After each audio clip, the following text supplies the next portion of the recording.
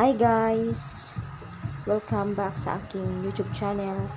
So, sa video kong ito, ipapakita ko sa inyo kung paano ang paraan or technique para mas madali ang pag-Facebook marketing nyo sa inyong mga products. So, itong ginagawa ko ngayon is job ko ito as shop attendant. So, magpipicture ako kasama dun ang logo ng company namin or industry. Simple lang ang technique or strategy para may logo yung mga pinopost yung product para hindi manakaw ng ibang mga Facebook pages na katulad ng mga products na binibenta nyo is mag-print lang kayo ng logo ninyo at isabay nyo na ilagay yung mga products at picturean. Yung pagkatapos, i-post nyo na. Ganun lang kasimple. Ang dali lang, diba? So, ayan, tingnan nyo guys. Yan yung trabaho ko for now. Yan, mag-picture ng mga products.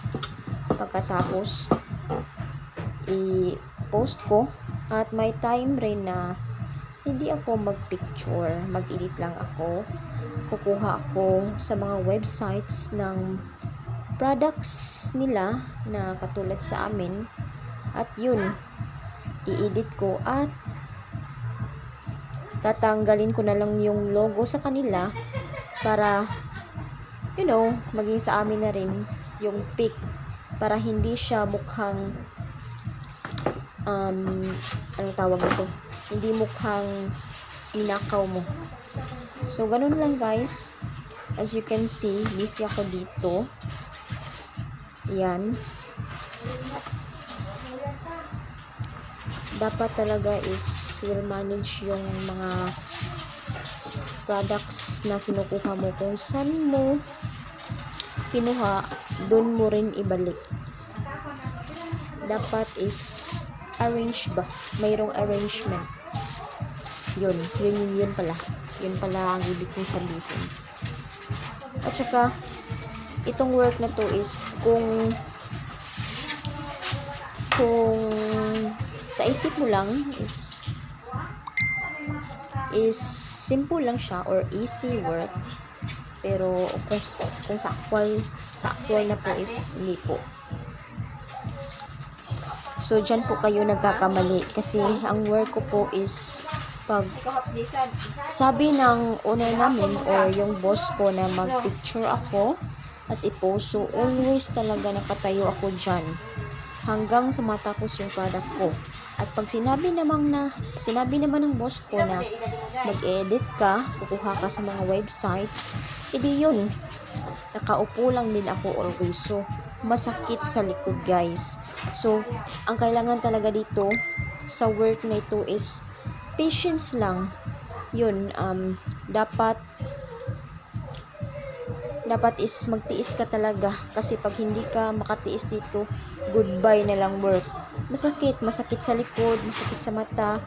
Itong work na ito is, ang company or industry namin kasi is about engineering products. So, ayun, pinupost namin yung mga engineering products. Pinupost ko yung mga engineering products like digital clamp meter, mga solenoid valve, ganyan. Ano pang tawag dito? Yung mga measurements ba? All about numbers, ganyan. Mga measuring tape, mga about cooking. Yung industry kasi is, yung industry kasi namin guys is kami yung nagpro-provide sa mga products sa mga hospital, sa mga food industry like restaurant, malls, then sa mga construction site. So, dapat talaga yung business nito pag ginaya nyo guys is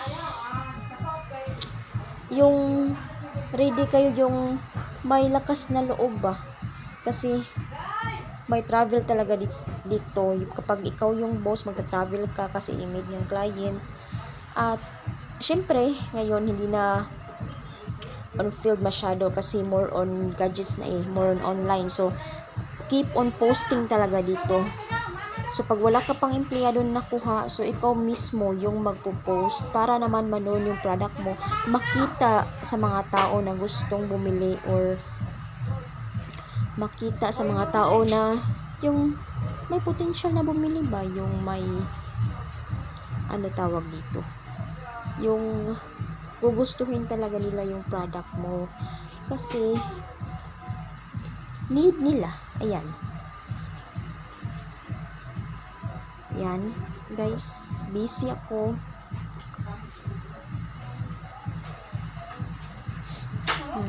Nag-post ako after ko mag-picture, no? Yan, posting.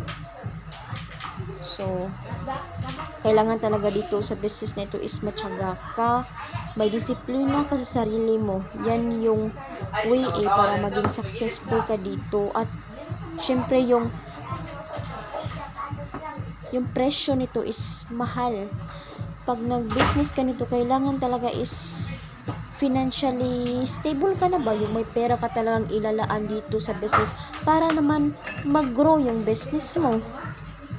Yan guys, kasi pag pinasok mo itong business na ito din, wala ka masyadong pera, ewan ko na lang. Kasi mostly sa engineering products kasi, sa alam ko, sinabi ng amo ko na kapag nagbi-business ka nito, dapat is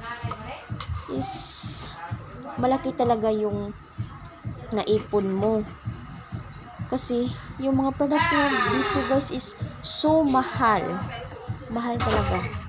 Kaya yan lang, yan yung mga advice ko sa inyo guys. Pag nagnegosyo kayo nito, dapat is yun, may swak sa budget talaga kayo.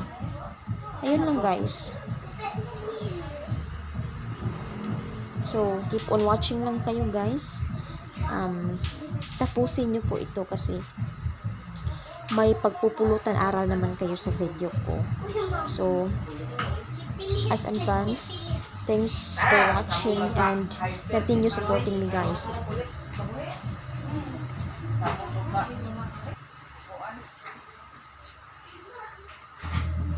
At dapat guys, no, pag nagpipicture kayo ng mga products nyo, siguraduhin nyo na din na malinaw.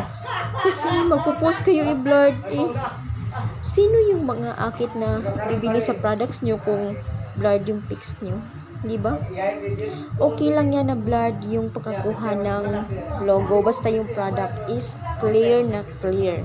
Kasi sa description naman nilalagyan yun ng contact number ng mga amo nyo. Ganun lang. Kasi pag blurred kasi yung products nyo or items, walang masyadong magkukusa na bilhin. Hindi positive ba?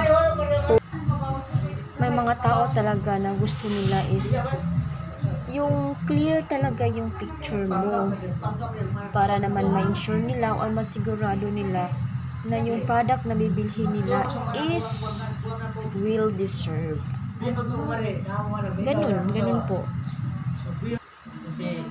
Kailangan talaga is ma-convince mo yung tao ba na hindi blurred yung pic mo, yung clear siya.